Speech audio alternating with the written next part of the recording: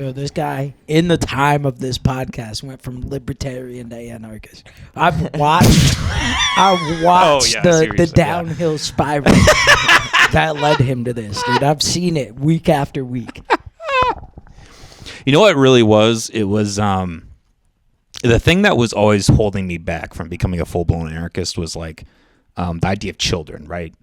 Because like in an anarcho-capitalist society, if there were no laws, like it is probably true that like because there's no protections for children, like that group of people could be, you know, for lack of a better term, like that malicious things could happen to them, right?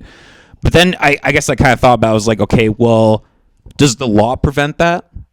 Like really? Like maybe it prevents it to some scale, but like that still happens. Like that still happens plenty, even though we have a law. To be fair, the laws that we make aren't as much to prevent things from happening as they are when you get caught doing these things. Well, yeah. Now you have to face consequences. Well, yeah, exactly. And I read this book called The Anarchist Handbook, and it really like broke down like, okay, like I always say, like it sounds really good to say like we're gonna put restrictions on this, we're gonna stop people from doing this, but when you break it down, like okay, what actually happens when you do that? It's not at all. It doesn't equate at all to like that idea that like we're actually gonna prevent things. It's just a punishment mechanism that like, you know, and then like the elites can like think of like speeding tickets, right?